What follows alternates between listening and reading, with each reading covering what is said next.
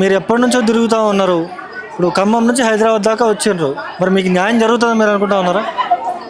Sir Khammam నుంచి హైదరాబాద్ దాకా వచ్చామంటే ఖమ్మంలో ఉన్నోళ్ళు ముందు వాళ్ళు ఇర్రెస్పాన్సిబుల్ అని మీకు అర్థం అవ్వాలి. ఇంత దూరం వచ్చామంటే ఖమ్మం ప్రజలు ఏ నిస్సాయ స్థితిలో ఇక్కడ ఉండి వచ్చామంటే ముందు ఖమ్మంలో ఉన్న కలెక్టర్, ఇంకా ఖమ్మంలో ఉన్న ముగ్గురు మంత్రులు, ఆ రేవంత్ రెడ్డి వాళ్ళు ఉన్నారని చెప్పుకోవడం సిగ్గుచేటు. అందుకే ఇక్కడ హైదరాబాద్కి వచ్చి మరి మీ మీడియా వాళ్ళందరినీ కలిసి ప్రజలందరికీ మా సమస్య వ్యక్తపరచాలి అని పోరాటం ఖచ్చితంగా చేస్తాము అని చెప్పడానికి, ఖబర్దార్ అని చెప్పడానికి వచ్చాం సార్ ఇక్కడికి.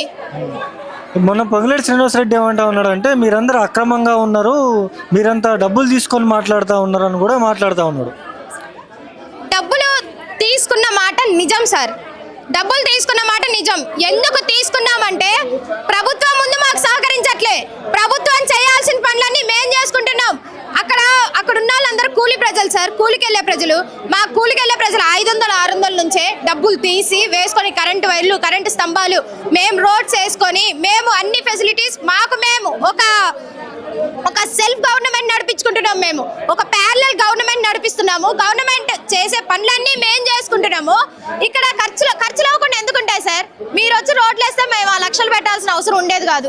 మీరు వచ్చి కరెంట్ ఇస్తే వాళ్ళు ఆ లక్షలు అడగాల్సిన అవసరం ఉండేది కాదు.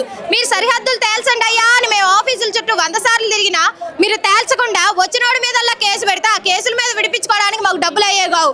మీ వల్ల మీ దౌర్జన్యాలు ఆపడానికి ఒక లాయర్ని పెట్టుకున్నా, ఆయనకు డబ్బులు అయ్యేవి కావు. మీరు ఈ ఫెసిలిటీస్ అన్ని కల్పించకపోగా మళ్ళీ మేము వేసుకున్న డబ్బుల్ని కూడా ఈగుళ్ళు లంచాలంటే ఎవడు ఊరుకునేవాడు ఇక్కడ ఎవరు లేరు సార్. మీ ప్రభుత్వం వల్ల ఖర్చు అయింది, మా ప్రభుత్వం వల్ల ప్రజల సొమ్ము ఖర్చు అయింది, దుర్వినియోగంగా అయిందని నేను చెప్తున్నాను.